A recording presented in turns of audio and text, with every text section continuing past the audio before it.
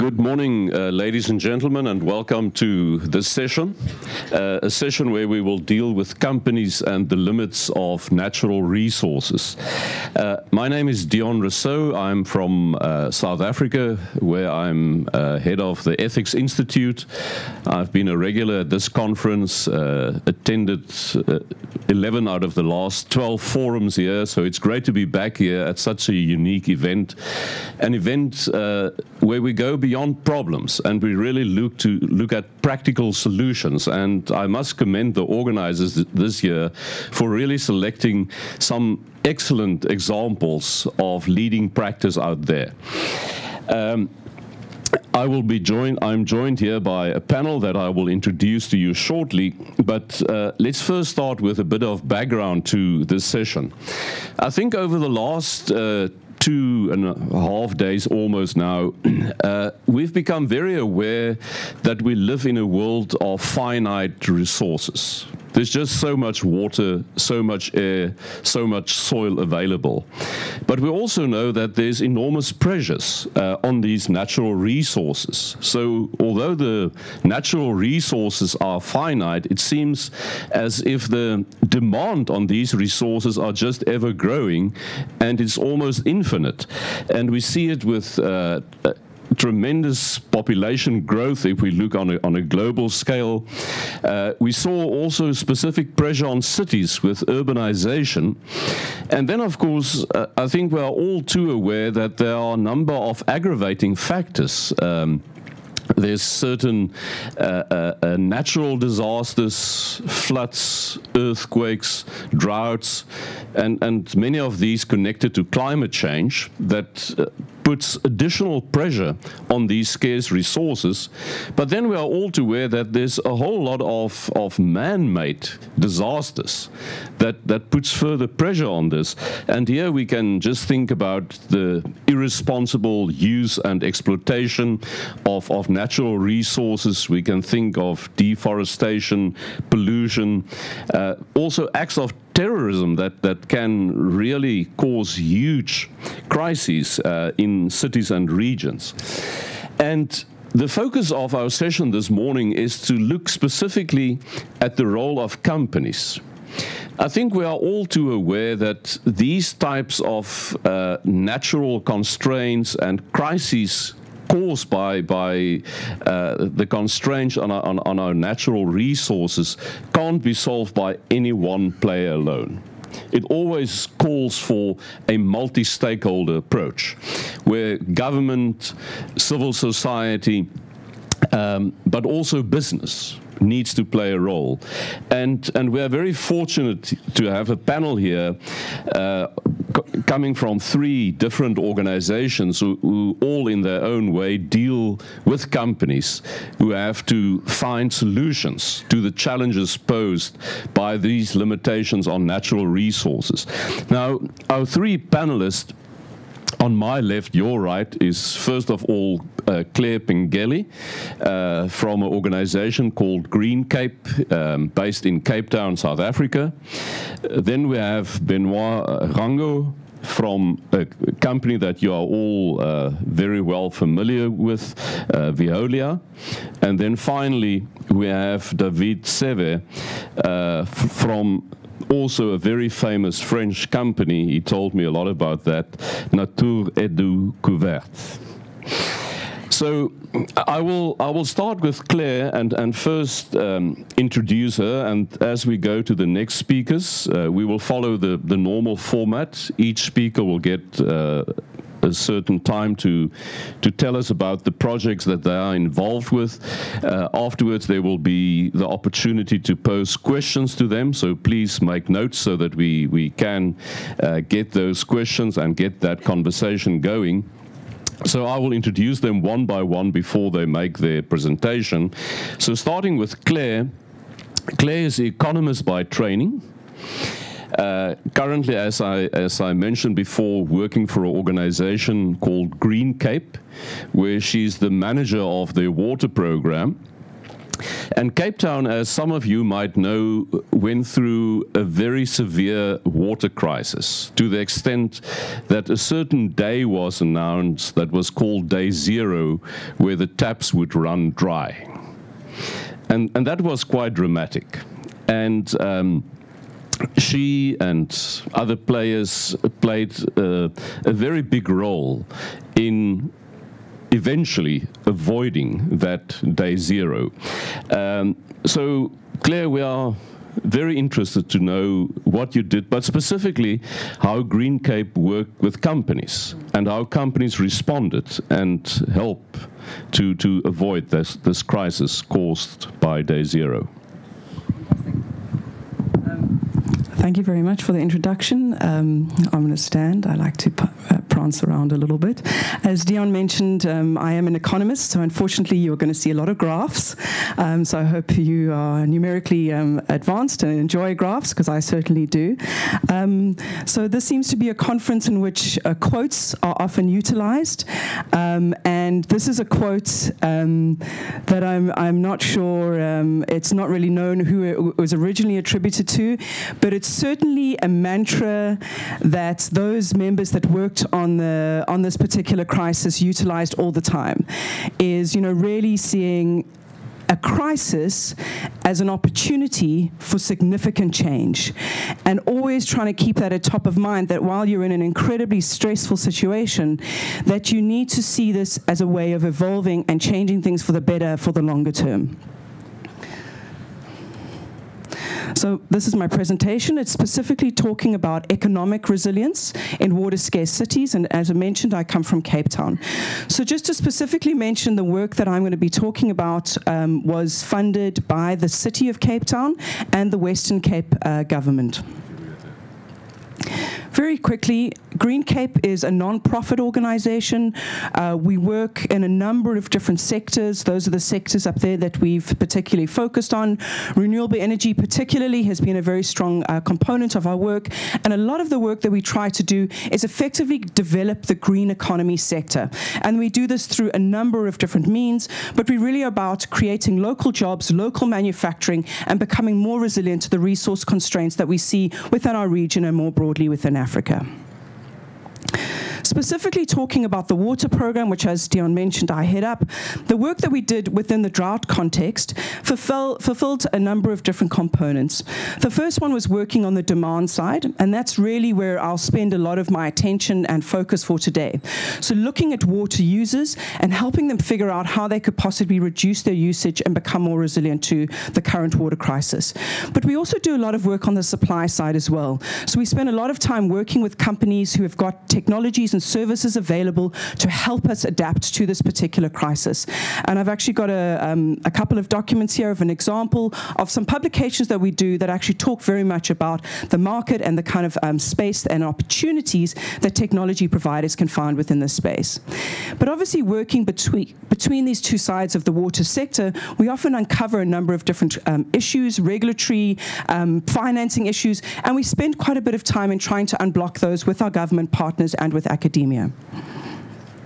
Okay, so the drought was a big wake-up call for us all. I think it was really then that it was highlighted that climate change is not something that is going to happen in 20 or 30 years' time, that it is here now.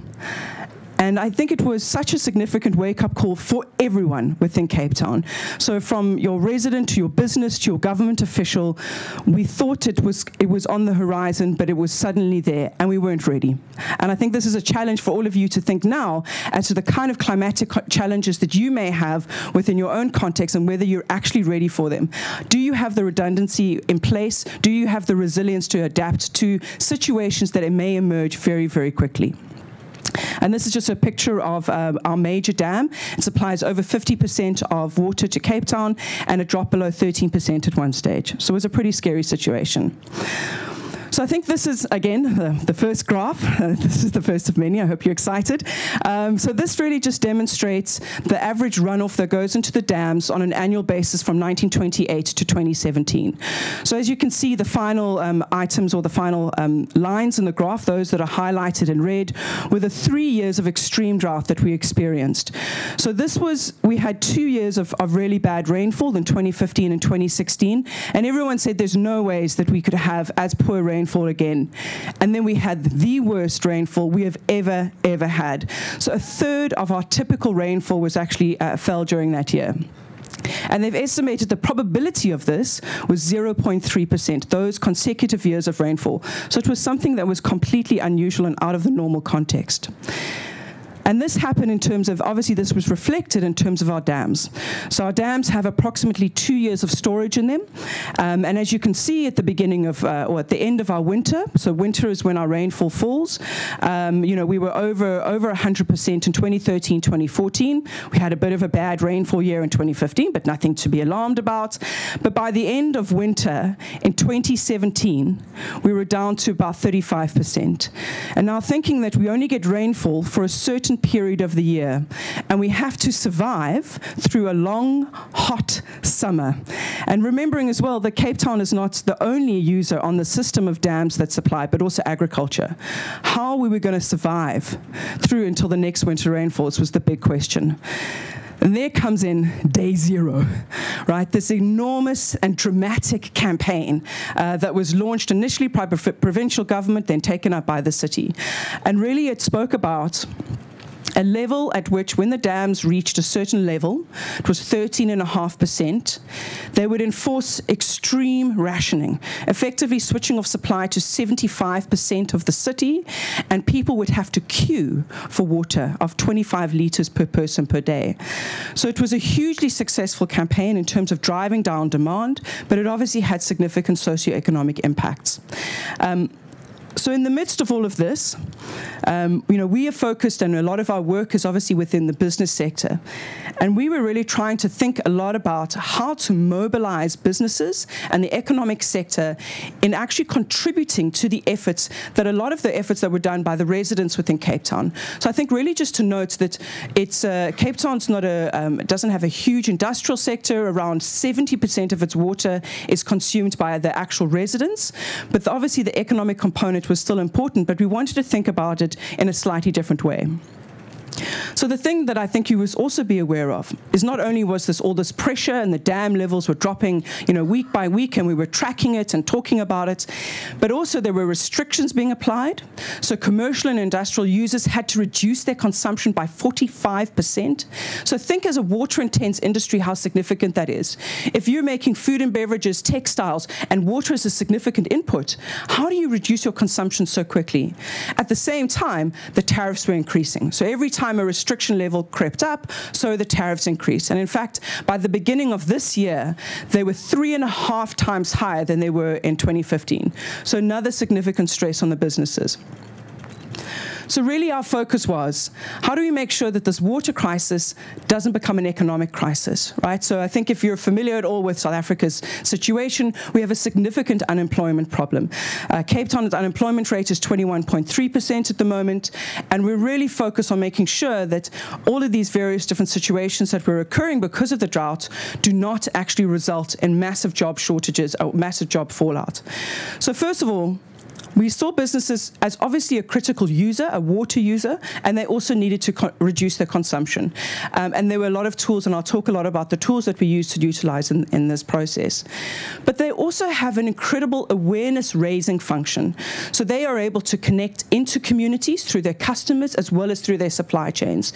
And we saw incredible efforts by a lot of businesses in thinking about the way that they could leverage their influence and their voice to make sure that everyone was aware within the community that this was a severe crisis and everyone had to play their parts.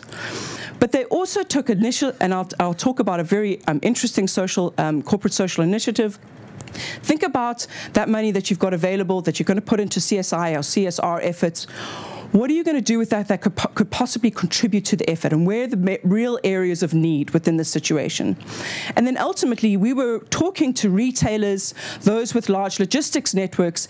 In a disaster situation, we need you to help, right? We need you to bring in food, we need you to bring in water, and all of the retailers were on board in terms of making this happen. So I think it was really trying to think about business as much more of a partner in this crisis situation, and everyone trying to contribute what they could to really try and avoid this crisis. So we created what we called the Economic Water Resilience Task Team. And I'm not going to go through all the acronyms that are on the board there, but basically there was a number of different partners. They came from government partners, so the City of Cape Town is in there, the Western Cape government is there. There were also other organizations similar to ourselves that are also kind of NGOs that are funded by government, such as Westgrow. And then we had other voluntary organizations, such as the National Business Initiative.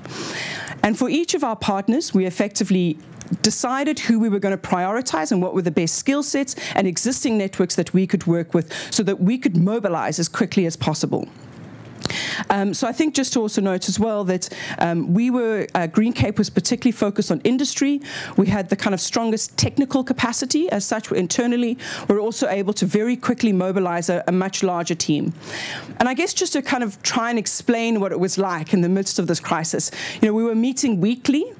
There were very long meetings. It was very intense. We were trying to figure things out as quickly as we could, sharing resources, ideas, moving things around, meeting with people every single day. Sometimes it was almost like a counseling session.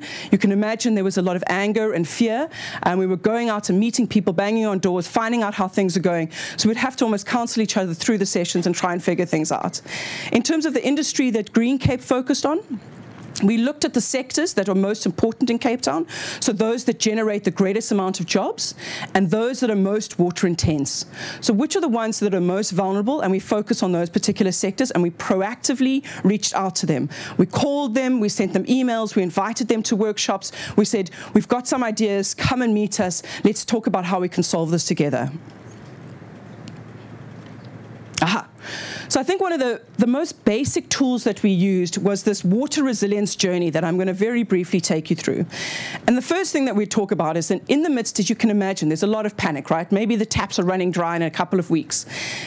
We first helped businesses understand that there was a lot that they could do. Right? There are a lot of options on the table. Maybe water wasn't a focus for you previously, but now actually if you dig into it, there are many, many different solutions that you can consider.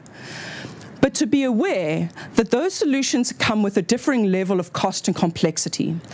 I'm sure you can see that when you think the taps are going to run dry, businesses are just thinking about securing their own supply. How do we drop a borehole or tap into some groundwater? That was the question we were asked all the time. And we said, wait. You're starting at the wrong end.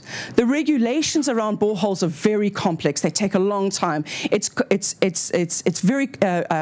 also very expensive to treat that water.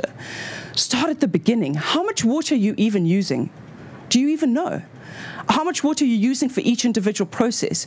Do you have any idea of the kind of efficiency of all the devices that you've got within your offices and your facilities? Have you thought about the reuse options? Are there ways that you can recycle the water that is on site already, whether it's in a fit-for-purpose use? Then think about alternative water. Don't start at the end. Start at the beginning of it. And this is just briefly some examples of the types of solutions that we would talk to each of the individual companies about. So as I mentioned, metering is an absolute no-brainer. Then you think about efficiency. Then you think about reuse. And reuse is there are a number of different types of quality of water. And it's not necessarily that you have to flush potable, clean water down the toilet, right? There are a lot of other water qualities that you could actually use for that. And then finally, it was looking at alternative water supply, rainwater, groundwater, as well as treated effluent, which I'll talk a little bit more about. So this is a bit of a complex graph, so I'll take a little bit of time to talk through it. But effectively, what we try to do is say, we're in a crisis situation, but there are a number of investment options that you can consider now that actually make sense into the future. So we created a calculator, right? And a calculator, as you saw the previous diagram, we looked at all of the various different solutions. Then we modeled those solutions for different types of companies, because of course you use water in different ways depending on the company. And we modeled the financial benefits for those companies to actually implement their solutions. So what you're seeing on the graph here is these are the solutions we modeled for a medium-sized inorganic industry. So we're talking like a textile factory or something like that. We just looked at 4 solutions in this particular case. So the solutions are noted down here: metering, inorganic effluent reuse, treated effluent, and rainwater harvesting. The green dots is basically the project cost, how much you would expect on average to have to pay for this. And then the dashed lines talk to the payback period under a level 1 tariff, right? So the cheapest tariff that you can possibly expect. Under the current tariff scenario, remembering how expensive that was, level 6, you were looking to obviously have a significantly decreased payback period. So I think the key thing to note here is that we said, first of all, you should be implementing and investing in a number of these solutions because the financial benefit is not just for now, but it's for the future, right? If you've got a metering payback period right now of less than 6 months, what are you waiting for? And that was under very conservative approaches. If you're looking at organic effluent reuse, it is an expensive project. You can see that the green dot is quite high up there. But even under level 1, you've got a payback period of just over 2 years. So trying to explain these, oh dear. Okay. I always get carried away, so he knows I have to speed up. So we try to use these tools to not just simply talk about, trying to think about in the longer term resilience of what the companies could think about. So I'm going to really very briefly run through a couple of examples that I thought were quite cool. So GrowthPoint is a major property developer and management company in Cape Town. And this is just a very simple example. They put in a smart metering. And as you can see from the graph there, they had this consistent level of water usage that they didn't even know about, right, until they actually put in smart meters. They were just paying their bills. They fixed it, they refilled the tank, and boom, right? They saved 70% of their water usage. GrowthPoint is also great. They're very innovative. They've got an app. If you want to go into the Play Store, you download it. It's called the GrowthPoint app. You can go to every single one of their properties across the country.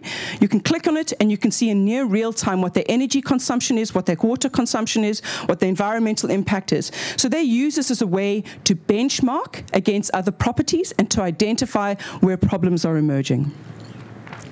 Old Mutual. So this is a large financial services company in South Africa. They host in their office there are 9,000 employees. It's the biggest office park in Cape Town. They've gone completely off-grid, only using wastewater. So they've tapped into the treated effluent reticulation line. So this is effectively wastewater that's been treated by the city back to a kind of low-level quality. They're actually tapped into that line, and then they're reusing their own wastewater on site for everything. Back to potable, right? They are completely off-grid. Then we also discovered this new source of water almost, and we called it basement water because we didn't even have a name for it. So this is water that is in those buildings that have deep parking lots and basements, etc. There's often water that slowly seeps in, and a lot of companies are coming to us and saying, we've got this water and we're pumping it out every day and we're putting it into the stormwater system, but maybe we can use it. We're like, yes, of course you can use it. So you've got these examples. This is a large development down in the foreshore in Cape Town. They basically used their basement water for all of their sanitation purposes, for their toilets and basins. Woolworths, which is a large retailer, their head office, they reduced their consumption by 70%, simply using, so you can see the, oops, oh dear. Okay, now I can't go back. Oh, wait.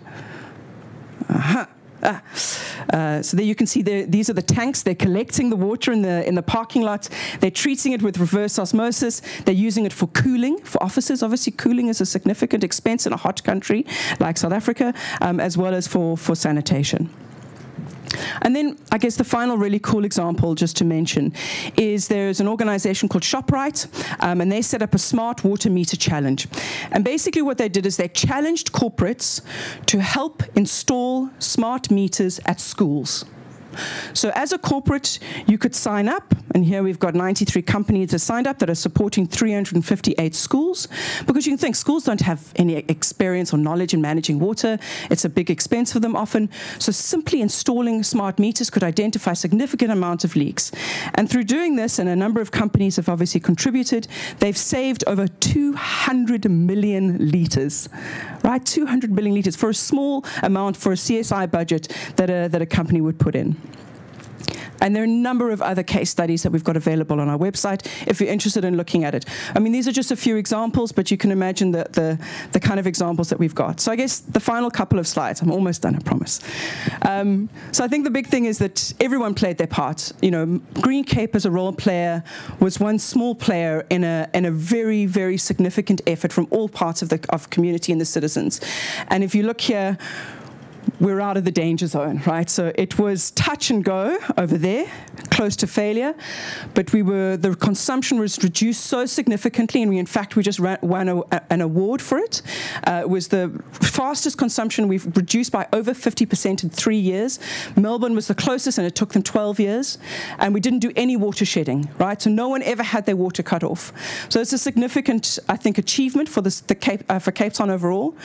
But I think from our work, which is what we were focused on, we surveyed the businesses we met with. We met with 400 businesses over the past year. They invested a lot, right? It's big from a sector development perspective. They were responsible for supporting 52,000 jobs of the ones that we surveyed.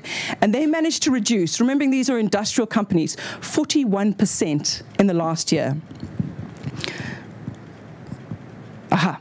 And I think the key thing for us as well, remembering going back to that chart, is that it wasn't just them investing in alternative water supply, which is the bar on the bottom.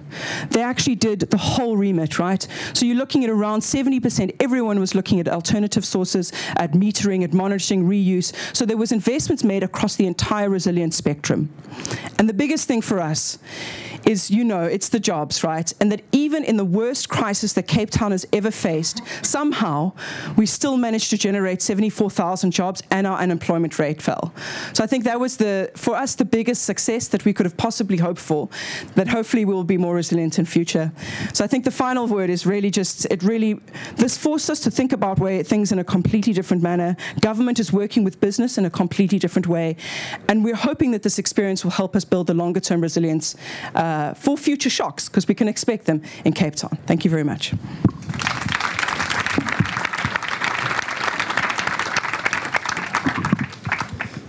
Thanks, Claire. Clearly a shortage of water, but no shortage of energy on your side. Thank you for a fascinating story that I hope that we can tap into later, because there's lots of questions that I personally would like to ask you, but I'm sure our audience also have questions. But let's move on to our second speaker, Benoit Rangu from Veolia, where he's the project director for innovation. In other words, incubating new ideas for social businesses. And he had extensive experience not only here in France, but also in Bangladesh, where he directed or are still directing the Grameen Veolia water development in Bangladesh. Also worked in Mexico City, in Japan, various places here in France, Lyon and Toulouse.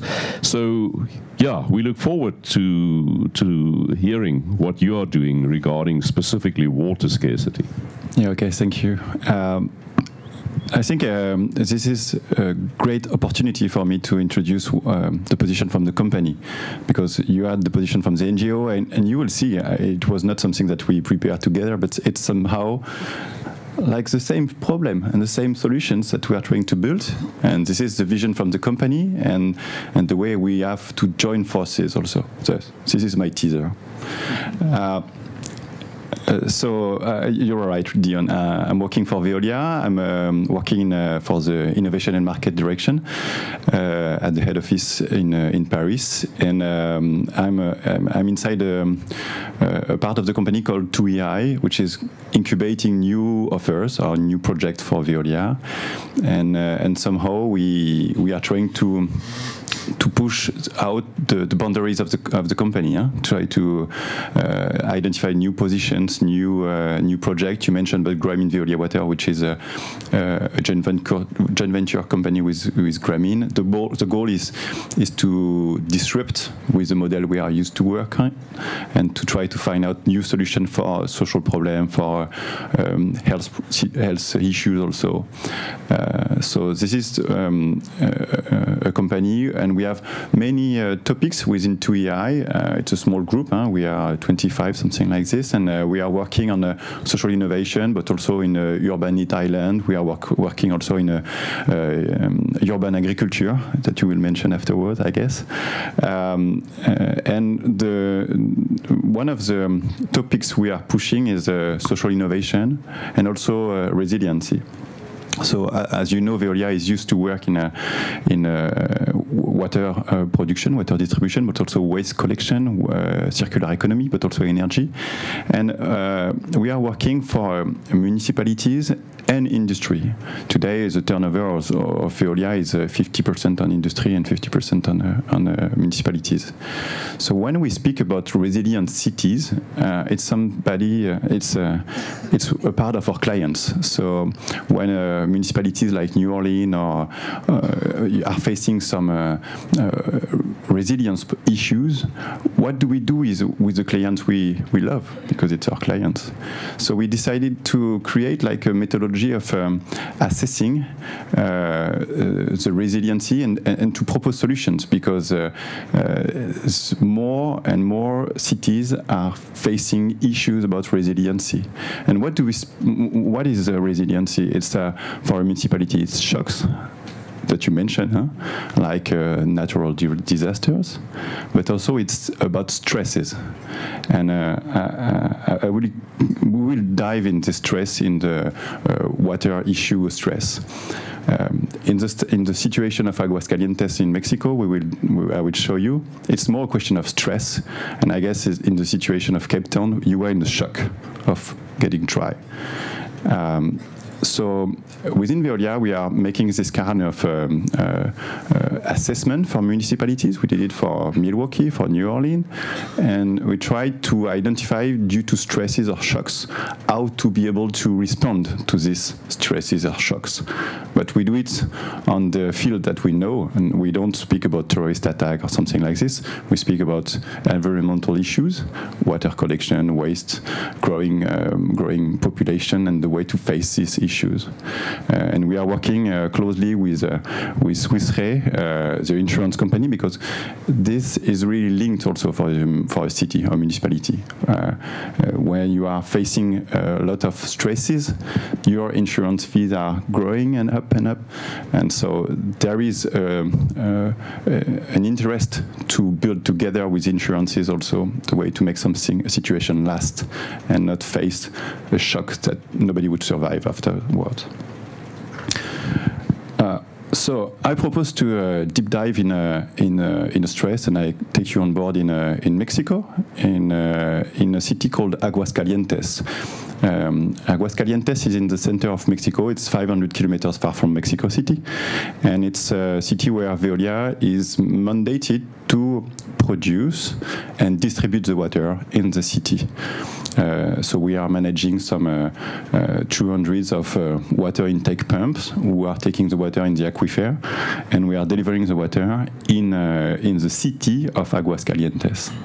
But Aguascalientes is also a state, which is bigger than the city, and we are not mandated to work on the state of Aguascalientes. But to be clear, 80% of the population of the state is located in the city.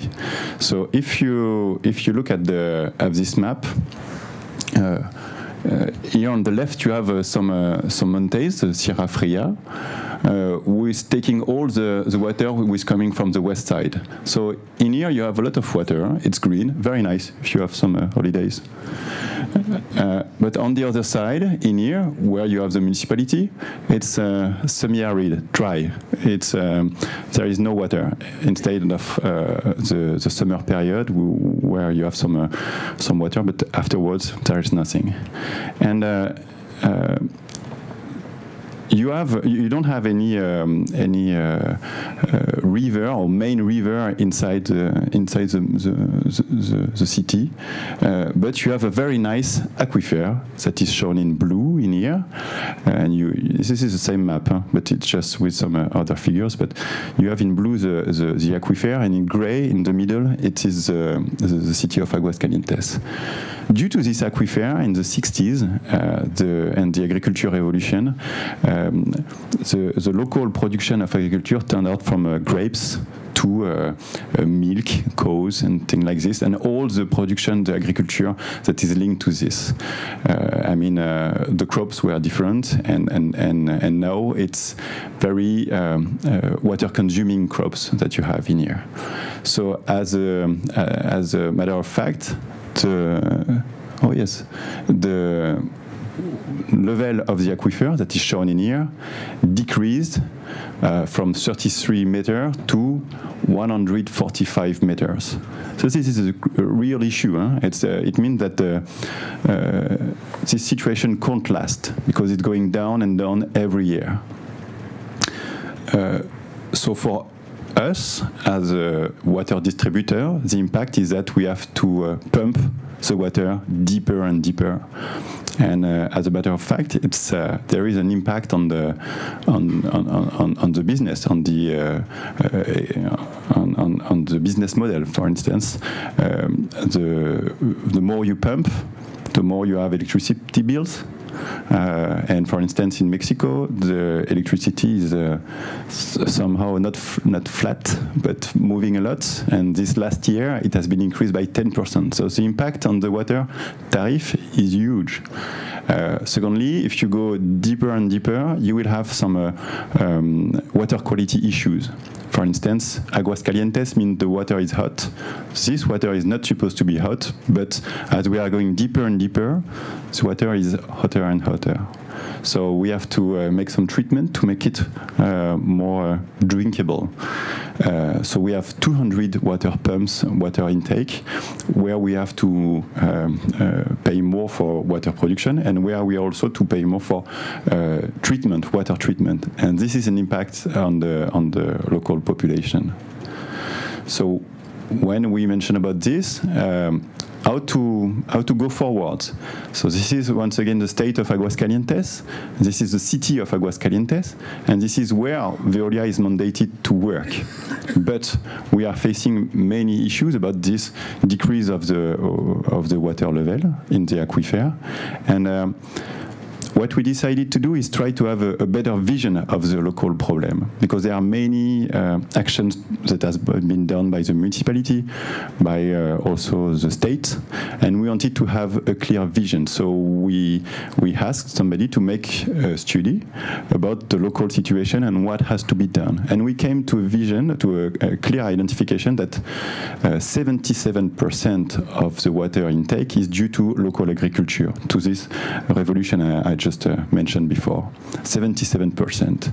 And this 77% of impact on the water is outside where we are to work. So the topic of this TIMA was what is also the role of the companies. And in here we see that if we want to have an impact, we have to go beyond the boundaries of where we have to work. So that's where we came to find out something that could play this role. And we didn't have any green cape in Mexico, so we decided to go with the Nature Conservancy. Why the Nature Conservancy? Is because they are working already in Mexico.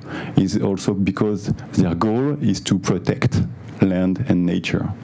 And they have an expertise in these water issues also.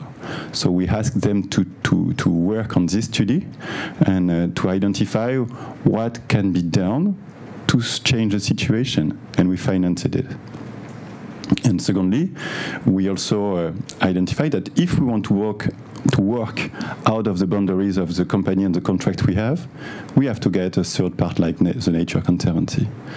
And last point regarding TNC, they are also used to make this kind of complex ecosystem of companies, public services administration, and trying to create some funds to finance issues related to water, because they did it in 35 countries, 35 places. So we tried to work together and to have the right way to create in Aguascalientes something like a water fund, something like a solution to finance this issue, and not to go in this day zero situation you faced. So coming out of this study, we went to something that is very similar to what you introduced before. Huh? It's action needs to be done in the water supply aspect. Action needs to be done in the water demand also. We see that there are some points where Veolia can have a role, like in the reuse and things like this, but there are also many things that are due to the regulatory, to the municipality, to the state, and also to some also industrial. When you see in here, focus on agriculture, it's really one of the conclusions of this study. Huh? It's 77% role of the agriculture means that we have to work on it. And Veolia is not an expert on agriculture. Huh? So we believe that we have to get on this ecosystem some companies working on crops, on cows, and things like this. And there are many of it in Aguascalientes. But to look at their way of working, of using the water, the way you explain. And from this situation where we are now, we are building this ecosystem. We also wanted to have a kind of prefiguration of what could be done, because, as you mentioned before, this can be very long. And the situation is going worse and worse every year. So what we wanted is, by joining force with another French company that is located in Aguascalientes, with Danone, we decided to finance a pilot project regarding agriculture and to finance a test to reduce the water consumption. So we went in a field, in a place, and we proposed in the north of Aguascalientes state to 250 family farmers or small farmers to change the way of using the water. And we didn't do it in our own because we are not specialists of it, but the technification, I don't know if it's the right way, but it's a Spanish way, technification of the practices of agriculture, from putting a lot of water on the field to a drop-to-drop system, can reduce by 50 to 70% of the water use. So with this project, with this simple test with 250 farmers, we will have some feedbacks in the 2 or 3 coming years that will confirm these assumptions. And honestly, if it is confirmed, we believe that if we jump from 250 family farmers to 5,000, we would, I guess, solve the 2/3 of the water intake, water issues problem of the state of Aguascalientes. Oh. Thank you.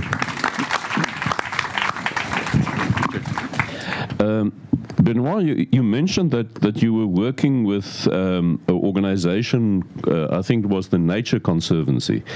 Could you tell us a bit more about what they did and how that assisted the problem that you were facing that you could not tackle yourself? Well, the Nature Conservancy gives the opportunity to have a third part, because what they did is they gave us a kind of methodology of how they create water funds in the world. So we had to adapt to the state, to the municipality, to our client, so that it can fit with the local situation. And the second part is that if we do, what we did is a kind of feasibility study with specialists and things like this. It's huge work that has been done, assessing what has been already tested, assessing what has also been scientifically assessed. And if we do it on our own, Veolia, then we will also, as being part of the game already, this is not something that people can understand or believe. So we had to get a third part. Yeah. So we have somebody that is damn new in this area of Aguascalientes to get this role and to be the third part who can assess. So for sure we had discussions because we have some specialists within the company. So we had a lot of discussion about assessing what are the right way to do it. But we wanted the conclusion to be the more precise and neutral. So that's why we had to work with the Nature Conservancy. And by now, now that we are convinced, we have validated almost that this is something that makes sense for the municipalities, for the state also. Now we are trying to build this ecosystem and trying to leverage some fund to finance these actions. Okay, great. Thank you very much, and I hope you've made notes on questions that we can put to Benoit when we open up the conversation just now. But let me introduce our final speaker, which is David Sever. He was born here in Lille, and he confessed that he loves birds, and he loves nature, and that he found his dream job in where he currently is as head of the foundation at the company. So, yeah, David, share with us what you are doing in that capacity and how you connect humans to nature. Bonjour à tous.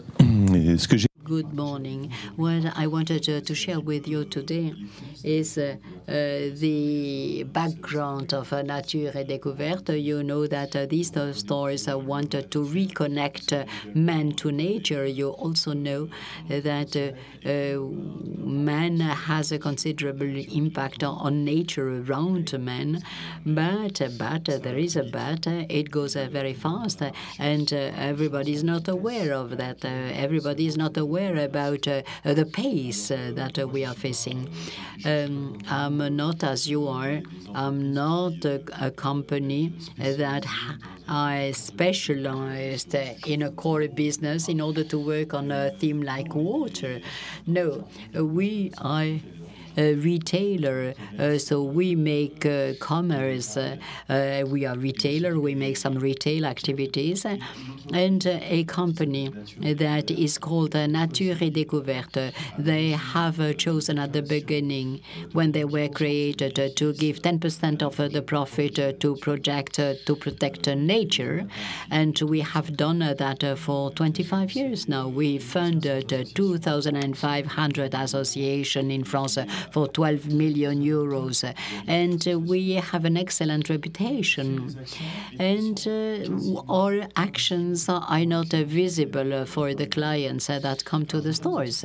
And I would like to explain to you how we have changed our way of thinking. What about our responsibility? We have to mobilize each of us. And for us, the territory is the territory of our store. We have 91 stores in France, 4 in Belgium, 1 in Luxembourg, 7 in Switzerland, 4 in Germany, and we are going to have them in Spain and Portugal in the near future. And we would like to know what is happening at the entry of the store. And the solution is not only to fund a project and to help association with nice project, but we want this project to be visible, and we wanted to tell our employees and our clients that they have to invest. And I'm going to explain the way we have improved our store. Nature et Découverte was born in the 90s, Rio de Janeiro. So we ask questions about the footprint of man on nature. And we said, okay, the governments, if they put together in order to find a solution, it's very nice.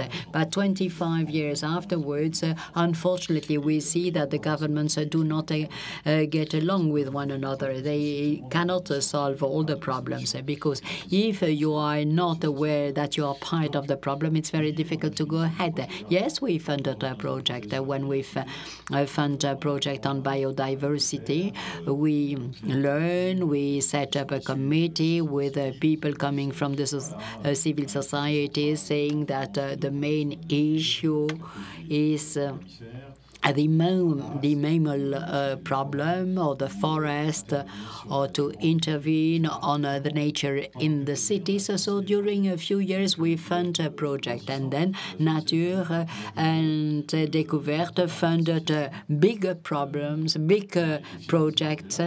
We were very proud about that because we had experts on the matter, and we could choose the project. We could choose the project that were the most relevant one. Then, to fund a bigger project is not an end. We can say, okay, well, it's very nice. We have a project in France. If we have more money, we are going to fund a project where the biodiversity is concentrated. You know that the French biodiversity is elsewhere in France. So we are going to focus overseas. But it's not next door. We are going to talk about nature, which is not in our city, but there are important stakes. We have the tortoise that will disappear. The shark are disappearing from the Mediterranean Sea. Some sharks disappear in 1 century. The fishing activities are in problems, so we can fund associations, but it's a David against the Goliath story. At a certain time, we say, okay, we can give 10% of the profit. Maybe we are going to change the world. When working with other foundations, we have a foundation, and we are going to mobilize other foundations in order to carry out the same work, in order to protect nature. And we become bigger and bigger and bigger, and we are going to mobilize Europe. And then, as the company will have doubled the budget, they could find funds elsewhere. So at a certain time, it doesn't work anymore. Why? Because we are outside of the real life. We are outside of the life of you and me and everybody, and we will say, okay, how can we act in a different way? So Nature et Découverte is a company. ISO company, and normally these are industrial companies that have an impact on the waste, on the water, on resources. We, as a distributor, we do not have this impact, but we can have objectives of improvement, and the business model could go ahead. At the beginning, you made huge moves, and then you say, well, it's not the right way, and we decided to have a small improvement. So we decided to change the paradigm. So we became a B Corp, not the best in the world, but the best for the world, and it's going to change a lot of things. And to say that a company does not have as a vocation to give the people the will to change and to set the example, it's not sufficient. We have to start from the expectations, from the need, and from the awareness of the employees, of the people, towards a solution. And therefore, we took the model of a B Corp. We had a questionnaire of 300 questions, and we saw that we were very good on social action, environmental action for the community, but there were things that could be improved, and maybe this could be of interest to make other activities. I'm going to give you a few examples. A B Corp is a way of working to improve oneself and to enter a community of companies that wanted to improve themselves and to create the synergy between these companies. Two examples. One in 2014, at that time, Franprix is a proximity shop. They come to shop on a regular basis, and it's a good idea to have them in the supermarket. But when you come and shop 2 or 3 times a week, at a certain time you say, okay, I can give once or twice. And we are lucky because people coming to our store have an excellent ecological awareness, and we said, okay, how can we develop a little bit more this awareness, and how can we make it known what we do? So in 2008 we fund a project, and instead of funding project overseas with large amount of money, we said, okay, we are going to focus on the French territory, and we are going to fund a small project, 3,000 to 4,000 project, 150 a year. And we are not going to do that alone. We are not going to do that with the experts of the universities, because we have worked with them. So now we know the criteria, and we are going to do that with the employee in our stores. We are going to invite our employees to suggest a project next door that is meaningful for them, for the planet, and in order to educate their children, in order to make it possible for them to have a nice life, to have a critical sense, in order to have a better world. So with these 2 pillars, we suggest 4 times a year to employees to defend a project. They come and they are full of courage, because it's not the executives, it's the employees, the salespeople, the one that you meet in the store. They are full of conviction, but they are not experts in a field, so they will come and defend the project next door, so that the young people could be connected and not be polluted by the product. So they will defend healthcare centers to say, okay, next door in Lyon we have an healthcare center for the animals, for birds, and they need some volunteers in order to be efficient, because they do not have a lot of money. So this is a type of a project, a local project. After being funding a first time by the foundation, we will give them the money, 2,000, 3,000, and at the end of the year we are going to calculate.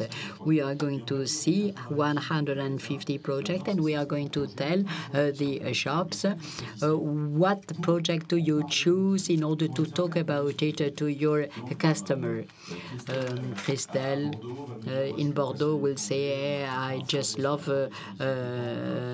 hippocampus in the sea, close to Bordeaux.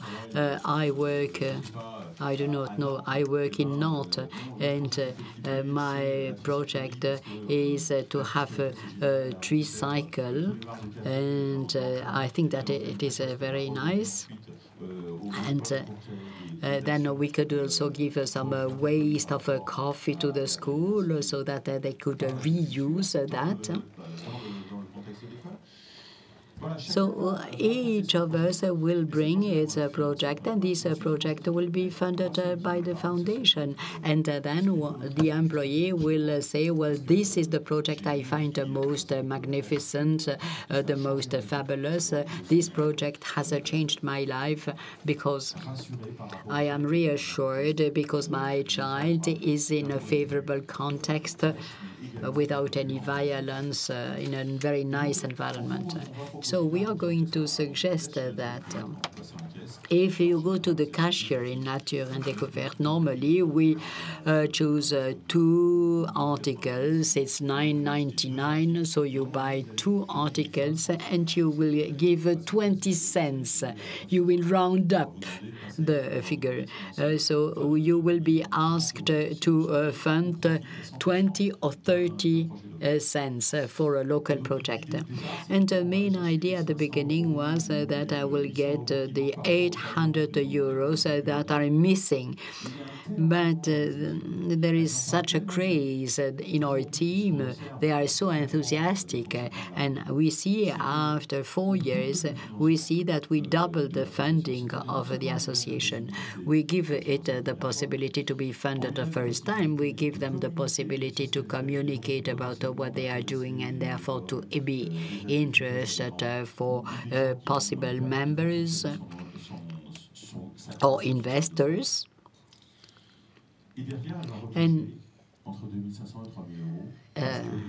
And people are generous, and it is meaningful for them to give 20 cents. 20 cents after 4 years, it's 4 million people giving 20 cents.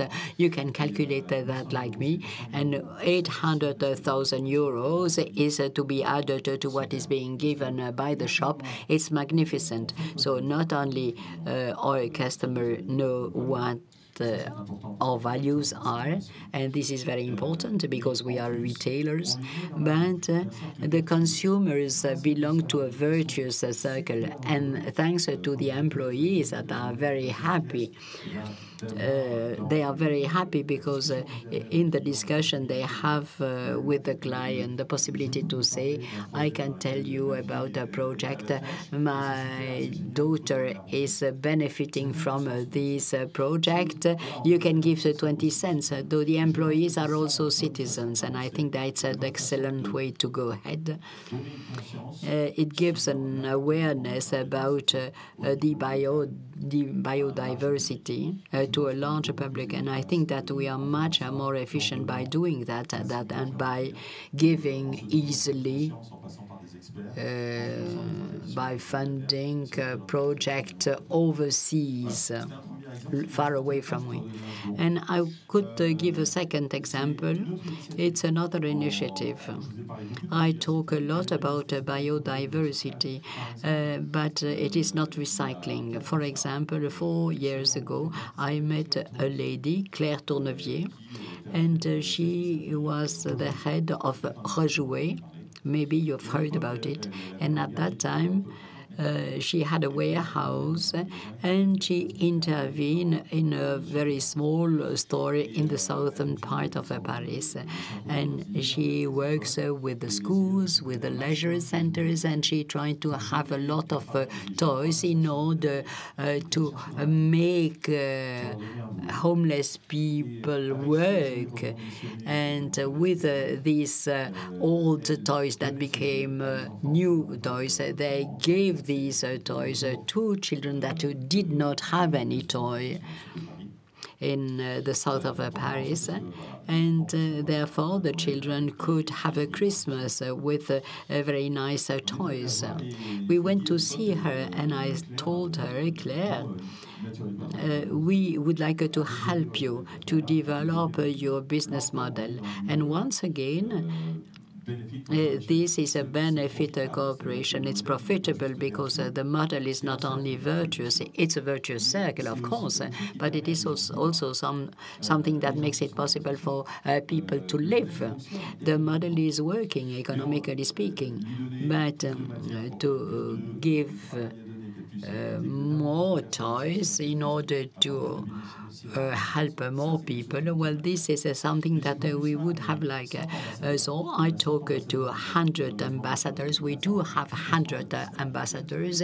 It represents 10% of the staff. 100 ambassadors that are challenged by 14 challenges a year, and they have to use ISO 14001 because we suggest birthday parties.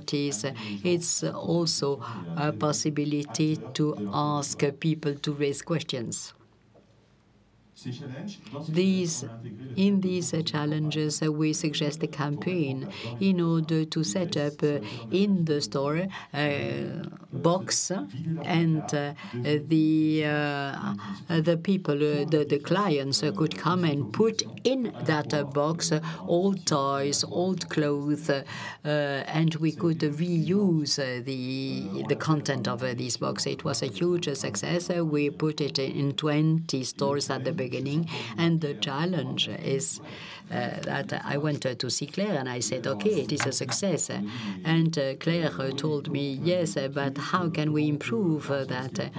Maybe we could have a corner in the store where we could do something with these toys. So what I suggest is, I have a lot of employees. They are jealous about the employees in Paris. They say in Lyon, in Bordeaux, we would like to replicate that model. So we are going to meet the need and the expectation, and we are going to give the means to develop yourself. So we are going to have the rounded up system throughout France. So we suggest to all the stores, 100 stores, to have this rounded system. And in addition to the campaign, we got 120,000 euros. And it made it possible to integrate 3 full-time people in the warehouse, to ask 10, to have 10 people that benefit from this campaign, and to enlarge the number of beneficiaries. Today, we gave 10 tons of toys. When we talk about resources, this is also a kind of a resource, because these toys did not have to be made again. They did not want to waste the field, and the children were very happy about it. So this is the world of tomorrow. This is how you can lead the people. And the Mouvement des Coquelicots, this is something that is being used in the store. We wanted to have a diversity. We wanted to tell the people, okay, to lose 1/3 of the species of birds, to lose butterflies, it's very serious. But you do not realize that because you are busy, because you live in a city. 80% of the population live in the city in France, and it is huge. And we have a duty with the stores in the city. We have a duty to alert you. You should not find yourself guilty, but we have a solution. We can have a cooperation and collaboration. I wanted to tell you that the companies can work with the citizen.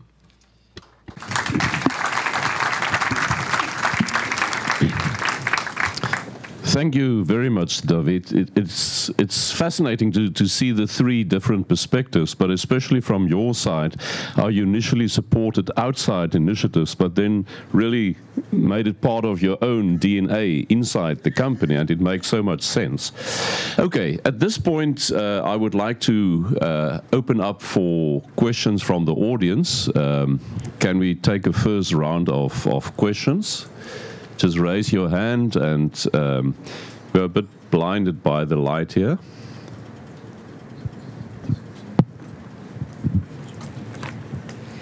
Pedro? Thank you very much. Actually, it's a question for the 3 of you. I was fascinated with the 3 experiences, the kind of logic that you've been using. David, we're pairs. I'm an investor, a small investor in different B Corps. And what we have learned is the power of the market to achieve exactly the same purposes that you've shared through the foundation.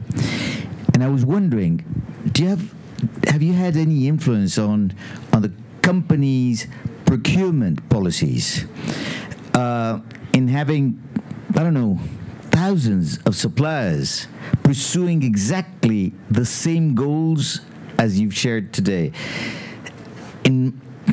I come from South America, so it's different. But I was wondering, can't France actually also regenerate its original nature, its original biodiversity, and the water catchment areas in the small little streams? Is that a possibility, or is that gone forever? Merci pour la question. Well, thanks for the question. I mean, I could have given you a different example, and I'm going to try and give an example which is going to be self-explanatory. When we are B Corp, the first time for Nature and Découverte in 2014, we were the first company of more than 20 employees having the label B Corp. We answer a questionnaire which is formatted for Americans because the system is American-based, and I'm totally frustrated as a director of the commitments of Nature and Découverte, because the Seattle American people said, I'm sorry, but we're not going to be able to take into consideration the fact that you buy renewable energy, your electricity as a renewable energy, because it's produced by large dams. My arms fell off. I mean, it's been 5 years that we're paying a golden price for our electricity for it to be from renewable sources as opposed to the standard nuclear source in France, which is standard here in France. So, well, I'm not going to dwell on this nuclear point, but I mean, we thought, okay, they're great. I mean, the Americans to lecture us like this, but I mean, there's a major issue with our dams.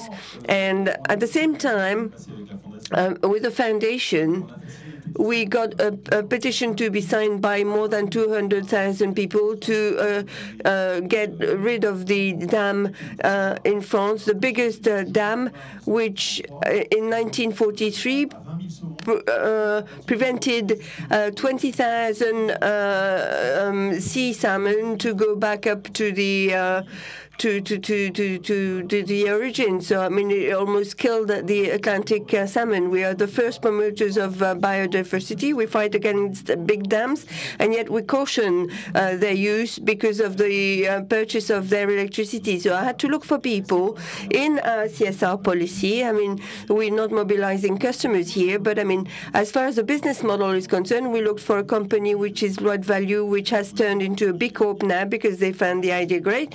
We bought our electricity, which guarantees that the electricity is of renewable energy, but that it protects biodiversity also, with an hydraulic solution which won't have any impact on the river production and the fish. So for each customer of Value commits to supporting an association,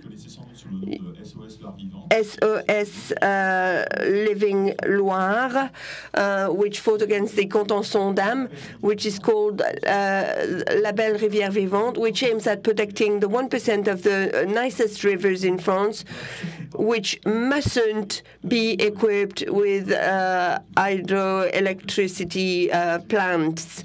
So it's not just the national parks that are protected, but I mean our rivers are protected. So there's a true cohesion. So thank you very much, Big Corp, for helping us to integrate that to our business model and for raising the point, actually.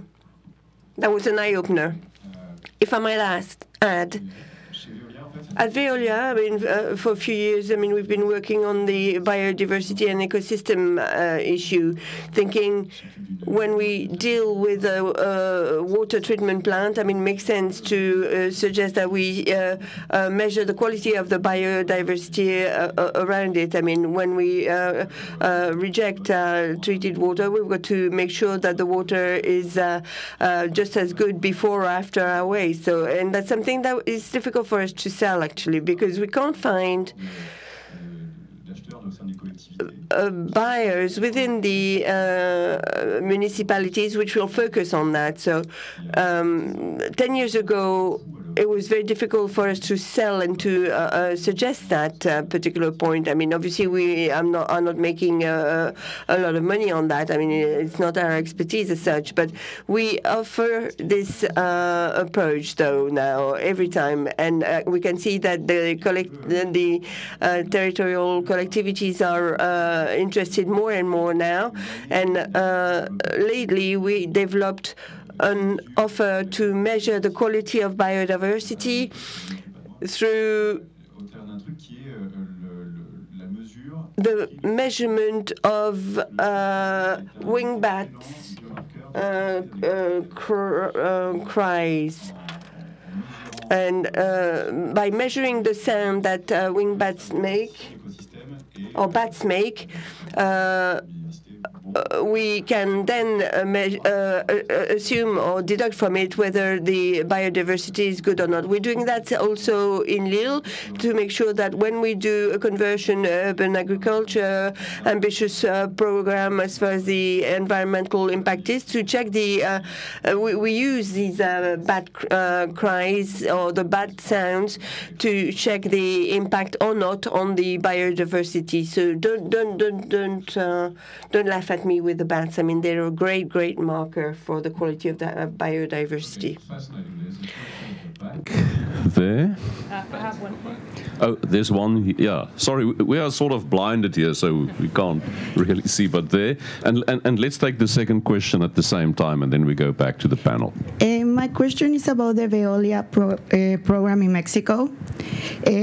Working with the local authorities and also the government dependencies, has the government been involved? Because your program is about instructing the north located citizens in Aguascalientes.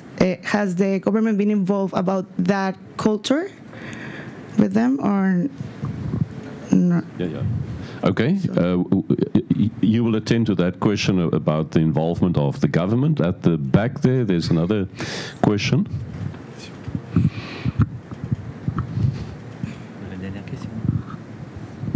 Oui, bonjour, Audrey Malaquin, Université Lille, enseignant. Lecturer at the University of Lille. I'm going to build up on your example with the salmons in the Allier. I've got nothing against salmons. If they smoked, it's even better. And on the actuality, which is much more dramatic, of the Aude with the floods that took place a few days ago, with the rivers that fled lots of areas. I mean, I'm not a specialist of the question of what happened in the Aude, but there was a problem. I mean, a lot of funds were given by the states, 500,000 euros granted, and for about 10 years, and the funds have not been spent. I mean, the cornerstone is that they showed a diagram on the Aude journey that should have been restored, etc. But I mean, at one point it was the dragonflies that were blocking, because 10 kilometers further, I mean, they were the frogs that forced a study to be made. So 10 to 15 years later, as the funds haven't been used, the work didn't get done, and because of climatic circumstances, I mean, there's a disaster and death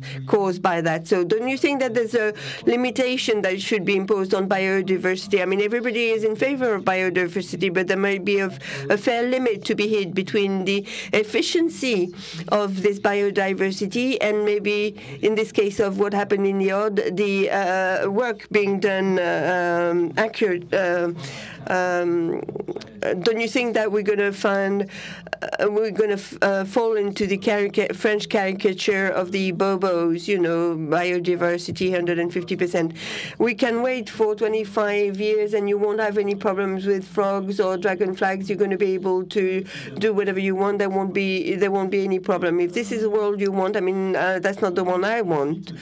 Now, saying that associating the dramatic situation of what happened in the Aude to the presence of dragonfly, I think is unfair. But having said that, I'm going to try and work and give you a meaningful answer.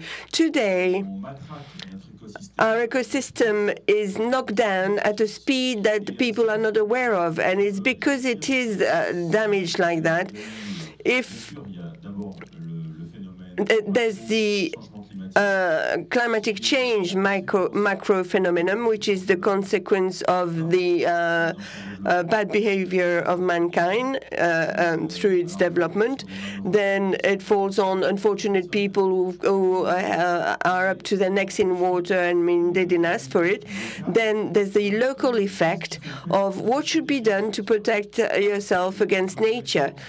We should start changing our behavior first so that we can then curb this climatic change and not pour concrete for short-term solution at a local level to find a solution which will never suffice. Is the history of water raising in the oceans. You can build a dam, but I mean there'll come a time when it's not going to be high enough. If you're in the Maldives, I mean, what do people do there? If you're on an island, I mean, they might have thought about it better. So we should have a micro but a macro vision. We are all responsible for what's happening today, and we all have the power to find a solution to these problems. So if the clouds had come 15 kilometers further, there wouldn't have been, because of the landscape of this region, the same impact. But how do you manage that? I mean, we can't be present everywhere at any time on duty every night to say we're going to find a solution to this problem. The solution has got to be thought beforehand, way before. So I'm not against, I don't oppose nature protection to the well-being of people, but I mean, we've got to prioritize things. No. Okay. Benoit? The government question on government relationships. Yeah, it would be short because yes, they are involved in the project. We went to the Ministry of Health and Environment, and they are really keen to be a part of it. For sure, they are facing this issue, and they know that they have to do something because it can't last like this.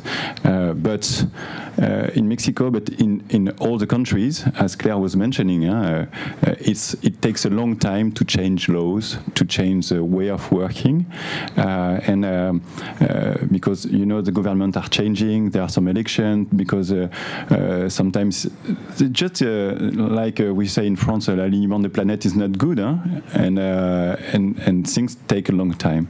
So that's why we wanted to take the lead and to push it, and to get them on board, and that's the way we are going to work together, because they are doing a lot of things.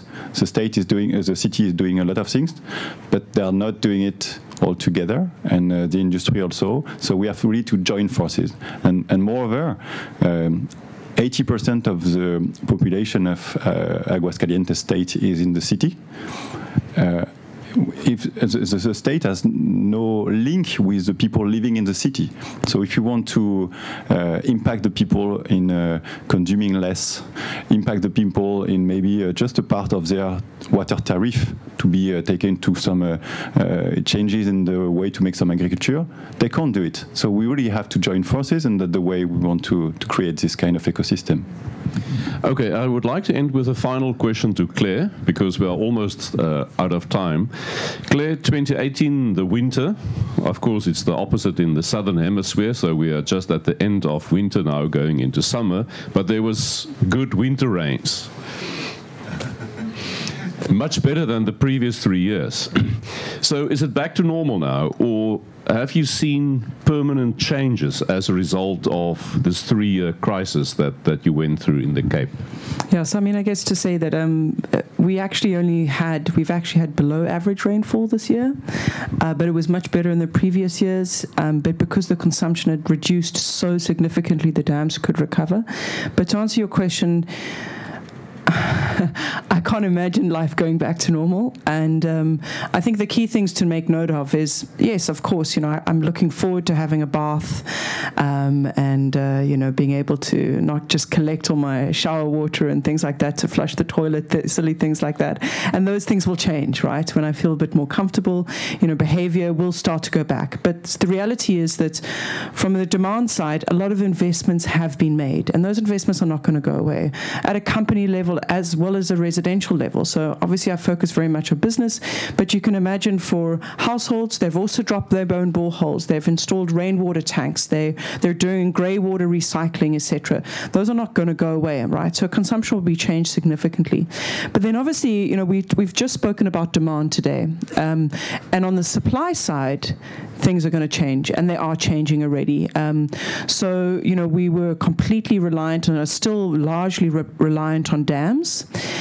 With an uncertain climatic future, that is not a viable option anymore. So the city authorities are aggressively pursuing a number of projects to ensure the longer-term resilience of the actual water supply system as well. So it is the likes of, desalination, it's large-scale groundwater schemes that they're implementing at the moment, it's reuse on a much larger scale, so actual municipal scale reuse. And actually, interestingly enough, the Nature Conservancy is also in Cape Town. They're also setting up a water fund, but in a slightly different context. And it's an issue that is quite, I guess, unique to where we are, is that we have a lot of what we call alien invasive plants. They're effectively trees from North America and from Australia that are not natural in our environment, and they use a lot of water. And the Nature Conservancy is in fact setting up a fund at the moment to help clear those trees from some of our catchment areas, but that is going to be done much more aggressively across all of the catchment areas, because it's really recognized that we have to actually capture a lot more of the water that we're receiving as well. Okay, and I think on that note we have to close. At the start I said we really need multi-stakeholder approaches. And I think what came out very well out of this conversation is that we need the contribution of ordinary citizens, ordinary employees. We need companies to play their role. We need the NGOs. We need government in that as well. So I think it's only through this really collective action, not only collaborative, but collective action, that we can address this whole issue of natural resource limitations. Thank you very much for attending, and thank you for the panel again.